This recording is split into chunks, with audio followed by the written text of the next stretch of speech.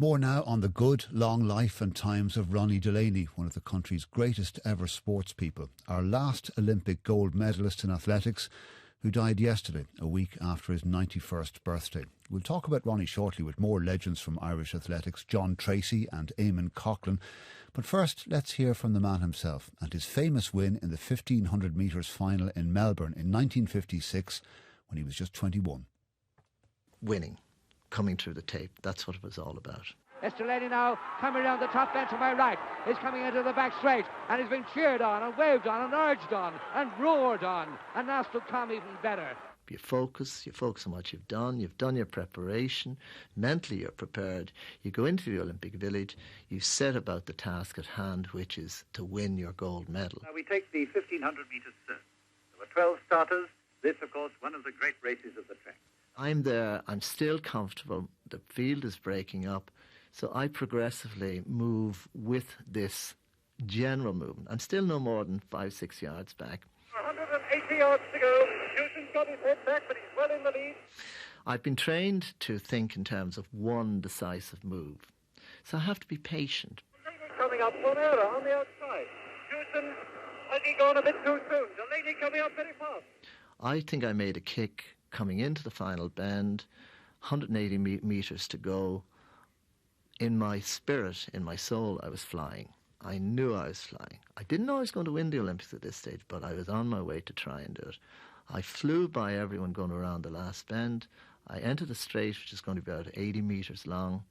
I'm now almost in the lead. I go into the lead, and you're on your way. Nothing is going to pass you. Delany is up with him, and the German Winston is there, and Delany is going to win for error, and up comes Landy, and Delany is going to win. Came through the tape, threw my arms out in wild exultation. I've done it. That's it. Delany's time was a new Olympic record, 3 minutes 41.2. My event was a huge lift in the mid-50s for Ireland. It's made a statement that said, Ireland, we can beat the world. We've just had one of our own do it. And it was a huge lift for the public. So the public were sharing the joy of this in a time of enormous economic depression. You see then your national flag, your tricolour go up. I don't think anyone could lack emotion at that. I don't think I cried or anything like that, but certainly my eyes would have welled with tears. I had a great sense of the sound of our own Naveen. I had a great sense of the colour, the scale of the tricolour going up, the enormity of the stadium, and you see your own tricolour, and the two other places equal alongside each other, not quite as high as your own country's flag. Very proud moment for you. Great moment. Delightful moment. 10 yards to go. Delany passes them. Delany, 10 yards to go. Delany winning by 2-3 yards. Delany wins. In Melbourne just a week ago, Ronnie Delany, as you all know, he brought a claim to the Emerald Isle by beating all comers in the metric mile. Lads, Ronnie, we're proud you've won. You proved you were best in the long run. And that wonderful compilation put together by our own Darren Frehel for his Sporting Memories series during the dark COVID era. John Treacy is 1984 Olympic silver medalist in the marathon, world cross-country champion in 1978 and 79 and former CEO of Sport Ireland. And Eamonn Coghlan is 1983 5,000 metre world champion and former chairman of the boards. They're both with us now. John and Eamonn, good morning and thank you for joining us. Good morning, Gavin. John Treacy, what did Ronnie Delany mean to you? Oh, Ronnie Delany was an Olympic champion, and if you're from the sport of athletics, that's the person you looked up to. And Ronnie carried that Olympic title with great joy down through the years. He always had great time to talk to people, and he also, I suppose, for a lot of us, he paved the way for us because he had done it. He had done it in America. He'd done it in the Olympic Games. So it did prove to us that Irish people could compete at the highest level on the world stage. And he had great confidence as well. And Ronnie touched on that himself in that opening piece where, it wasn't a great time for Ireland, and we might have had a little inferiority complex, but Ronnie certainly he proved it that if you have the confidence and you have the ability, you can go and do it on the world stage. 28 years before we would win another Olympic medal in athletics with your silver, and only Sonia and Rob Heffernan have won medals in athletics since for Ireland. Just tell people who are younger, John, about just how big Ronnie Delany was, particularly in those 30, 40 years after he won the medal. Yeah, he like I kind of made a remark yesterday. I was just thinking about him a bit. There wasn't a lot of people walking around the streets of Dublin with an Olympic gold medal in their pocket from the sport of athletics. There was no one, right? And we weren't winning a lot of Olympic medals all through the 60s, the 70s, the 80s, and then we started winning in the 90s. But Ronnie was an example to us all. He was the person that had done it at the highest level, and he had done it in the sport of athletics, which is the most global sport of all. And he did it in the blue ribbon event in the Olympic Games, and he did it with style. And it was just one of those kind of things like that. Every time we saw Ronnie at an event, he would have a word for us all. And Ronnie always liked meeting people, and he liked to talk about that Olympic medal and what it meant for him, and he gave people the time, and you could see it even if you're an up and coming athlete, you got the time for him, and it was kind of he was an example to us. That's the best way I would sum it up. But what an achievement, and it's a sad day for us, yes, but also an opportunity to celebrate this great athlete and this Olympic champion. Morning, Eamonn. Good morning. Yes. Tell us about your first meeting with them at Croke Park in the 1960s, yes? Yeah, first my condolences to his wife Joan and family. Very saddened by the news that came through yesterday of Ronnie's passing. We knew he wasn't well over the last number of years, and it was kind of a matter of time, wondering when. And sadly, he passed away yesterday.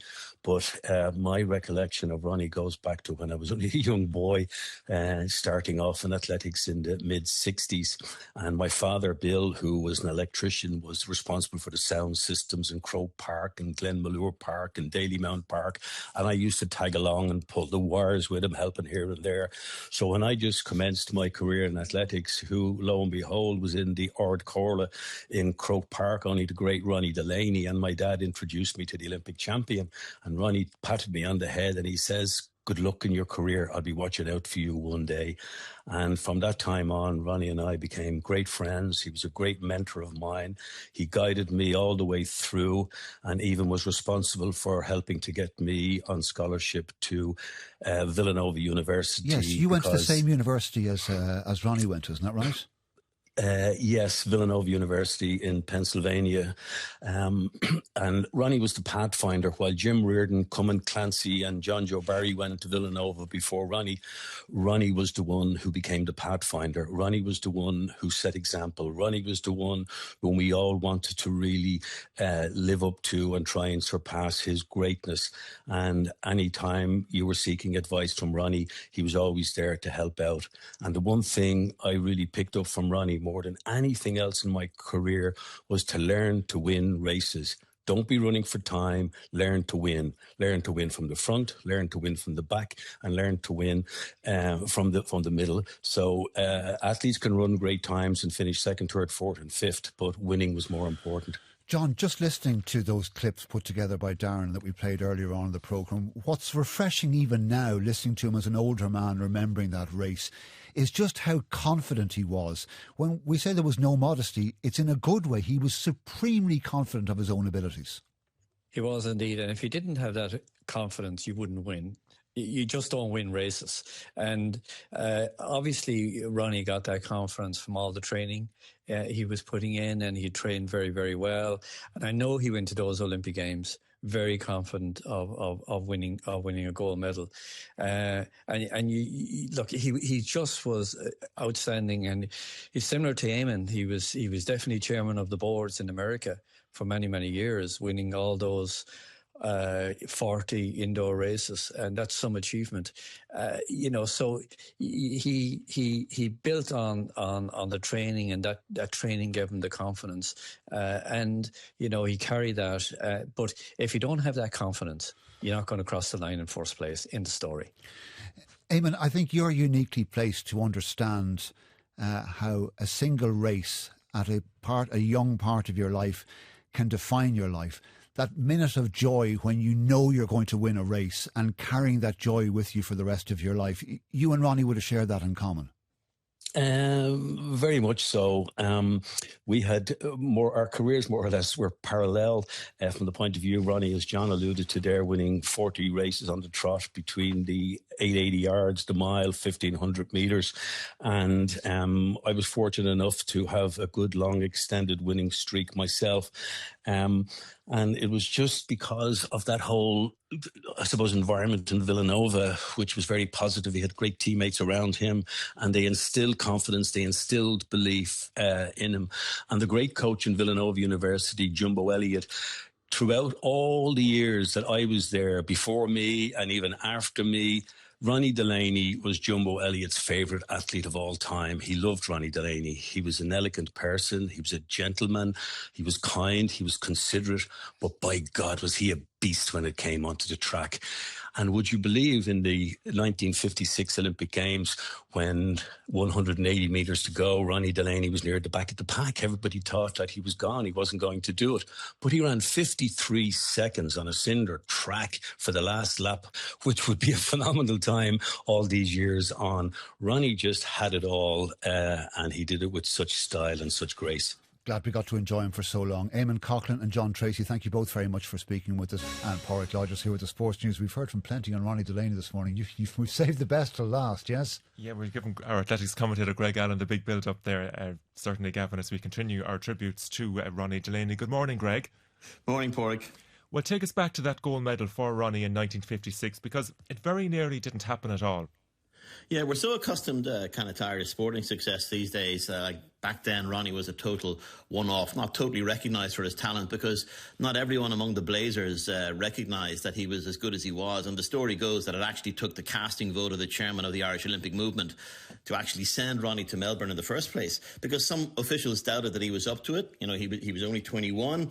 He had become only the 7th man to break the 4-minute mile earlier that year. So you'd think it would be obvious that he'd be sent.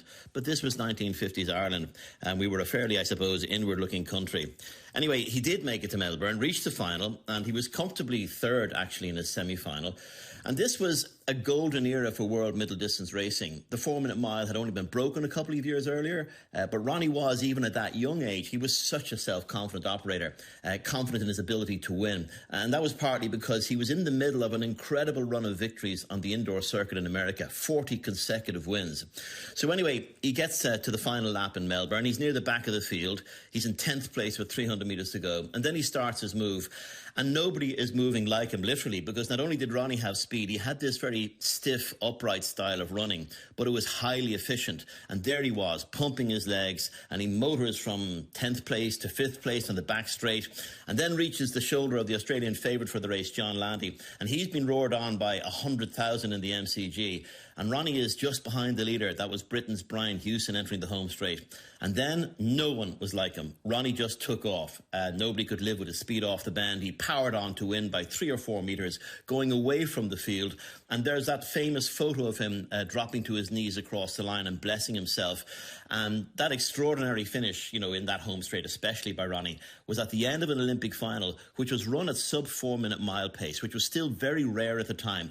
And not only did he break the Olympic record, but 9 men behind him were also under the previous Olympic record. So it was arguably the greatest middle distance race in history at that point.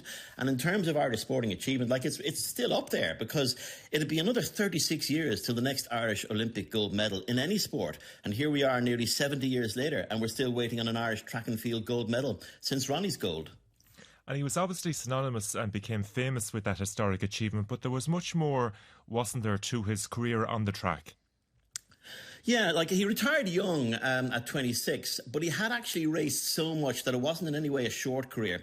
And apart from the Olympic gold, there was that winning streak indoors in America that I mentioned, 40 races in a row, including 4 in the famous Wanamaker Mile. And he was unbeaten in college over a mile and 1,500 metres. He was a bronze medalist in the European Championships. And in the famous Herb Elliott world mile record in Santry at Morton Stadium in 1958, Delany was third in that race, and he was one of 4 men inside the previous world record. But one thing about post-retirement for him was that Ronnie wore his fame, and I think we've heard this from other contributors, he wore his fame so well, and also for the good of athletics. And he'd turn up at athletics meetings for decades and just be the gentleman ambassador for the sport well into his later years. And so we've really got the passing of not just a legend, but a thorough gentleman. And I think also a broader historic figure as well, because Ireland back in those years only really beginning to start to look outwardly towards the world as a recently declared republic. And here he was, this supreme athlete, taking that green singlet with that great big shamrock crest on the front of it across the line in one of the greatest sporting events and also the greatest theatres of sport of the Olympics. OK, Greg, thank you very much indeed for that tribute there to Ronnie Delany. That was Greg Allen.